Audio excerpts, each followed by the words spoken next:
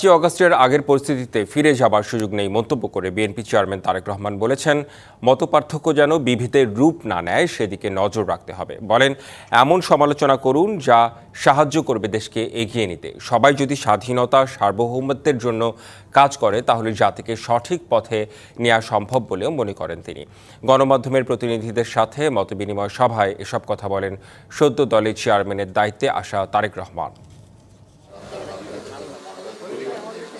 রাজধানীর একটি হোটেলে আয়োজিত হয়ে গেল বিএনপি চেয়ারম্যান তারেক রহমানের সাথে সাংবাদিকদের মতবিনিময় সভা।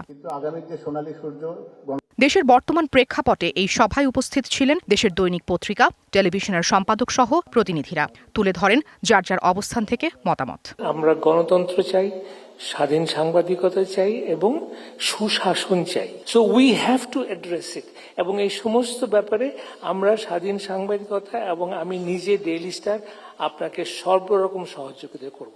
তিনি অত্যন্ত টাইম রক্ষা করে চলছেন এবং এখন পর্যন্ত যেসব করছেন কিছুটা বিলেতি প্রভাব তার উপর পড়েছে।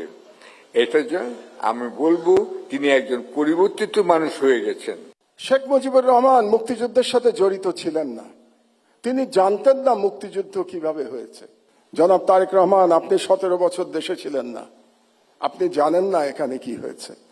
আপনার বিশিষ্ট লোকজন আপনাকে যা বলেছে এটাই আপনি শুনেছেন, এবং এখন যারা মিডিয়ার নতুন বন্ধুরা আপনাকে যেটা বলছে সেটাই আপনি শুনছেন। অনুষ্ঠানে বিএনপি মহাসচিব মির্জা ফখরুল ইসলাম আলমগীর বলেন, বিএনপি চেয়ারম্যান তারেক রহমানের কাছে দেশের মানুষের অনেক প্রত্যাশা। তার দেশে ফিরে আসা দেশবাসীকে আশান্বিত করেছে।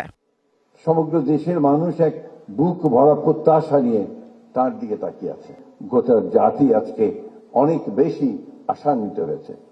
আশান্বিত হয়েছে এই জন্যই যে এবার একটা সুযোগ সৃষ্টি হবে, সত্যিকার অর্থেই একটা উদারপন্থী গণতান্ত্রিক একটা ব্যবস্থা আমরা এখানে সৃষ্টি করতে পারবো। তো নতুন এবং ফিরে আসা গ্রাহকদের জন্য নগদে চলছে ক্যাশব্যাক সহ প্রতিদিন হাজারো উপহার জেতার সুযোগ। হবে আশা আর ফেরা, সারপ্রাইজ সেরা। বিএনপির চেয়ারম্যান মনোযোগ দিয়ে শোনেন বক্তাদের কথা।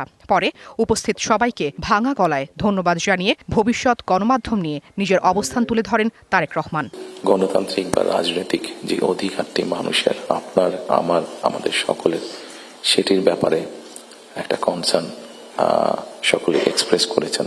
মতপার্থক্য যেন বিভেদে পরিণত না হয়। দলমত নির্বিশেষে মতপার্থক্য থেকে সমস্যার সমাধান সম্ভব। আমাদের মধ্যে মতপার্থক্য থাকবে, কিন্তু আমরা যদি চেষ্টা করি তাহলে সেই মতপার্থক্যের মধ্যে রেখে আলোচনার মাধ্যমে সেটি অনেক সমস্যার সমাধান হয়তো আমরা বের করে আনতে সক্ষম হব, কিন্তু কোনোভাবেই সেটি যাতে মত বিভেদের পর্যায়ে চলে না যায়।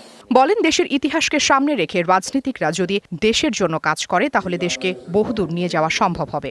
হিংসা, প্রতিশোধ, প্রতিহিংসা একটি মানুষ, একটি দল বা যেভাবে আমরা বিবেচনা করি তার পরিণতি কি হতে পারে আমরা দেখেছি 5ই আগস্ট।